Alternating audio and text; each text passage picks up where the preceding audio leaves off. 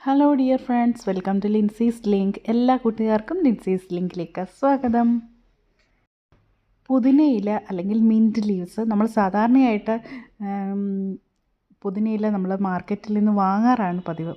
അത് മാർക്കറ്റിൽ നിന്ന് വാങ്ങിക്കൊണ്ടുവരുന്ന പുതിനയുടെ കഷ്ണം തന്നെ ഉപയോഗിച്ച് നമുക്ക് വീട്ടിൽ നല്ല രീതിയിൽ പുതിന വളർത്തിയെടുക്കാൻ പറ്റും. നമ്മൾക്ക് പുതിന നല്ല കാട് പോലെ വളർത്തി കൊണ്ടുവരാൻ പറ്റും. അപ്പോൾ ഇതിൻ്റെ ആദ്യത്തെ 1-2 സ്റ്റെപ്സാണ് ഞാൻ നിങ്ങൾക്ക് പറഞ്ഞു തരാൻ പോകുന്നത്. എങ്ങനെയാണ് പുതിനയുടെ ഇല നമുക്ക് വളർത്തിയെടുക്കാൻ പറ്റുന്നത്.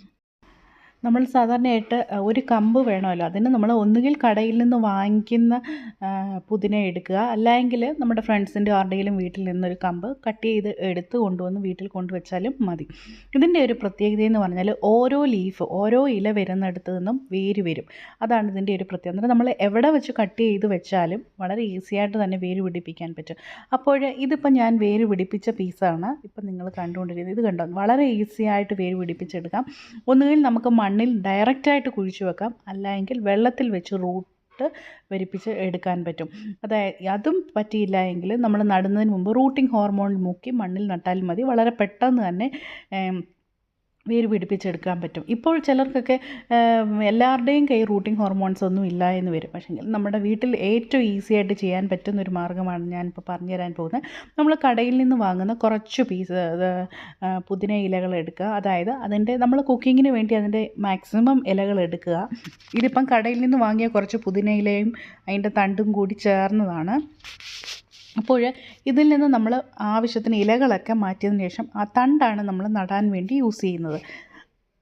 ആ തണ്ടെന്ന് പറഞ്ഞാൽ അതിൻ്റെ നീളം ഏകദേശം 10 മുതൽ 15 സെൻറ്റിമീറ്റർ നീളമുള്ള കമ്പ് വേണം നമ്മൾ നടാൻ വേണ്ടി സെലക്ട് ചെയ്യേണ്ടത്.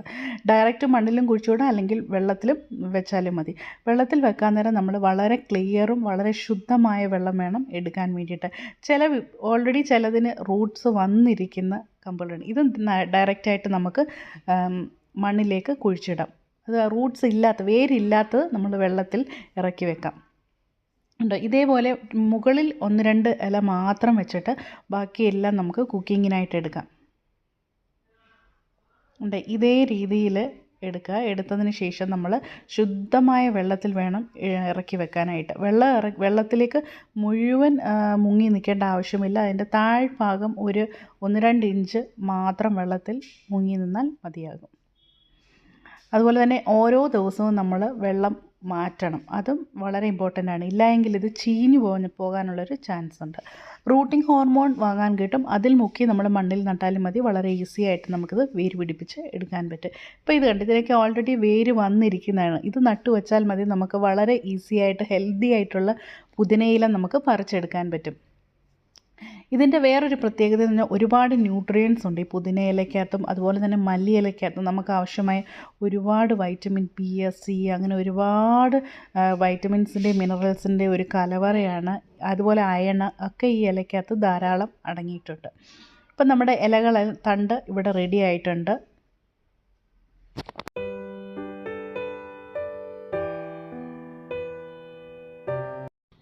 ഇനി ഞാൻ ചെയ്യാൻ പോകുന്ന ഇത് നമ്മൾ വെള്ളത്തിലേക്ക് ഇറക്കി വെക്കാൻ പോവുകയാണ്. നല്ല ക്ലിയർ ആയിരിക്കണം. അതുപോലെ വെള്ളം നല്ല ശുദ്ധമായിരിക്കണം. ക്ലോറിനും അങ്ങനെ കെമിക്കൽസ് ഒന്നും കലർന്ന വെള്ളമായിരിക്കരുത്. ഓക്കെ.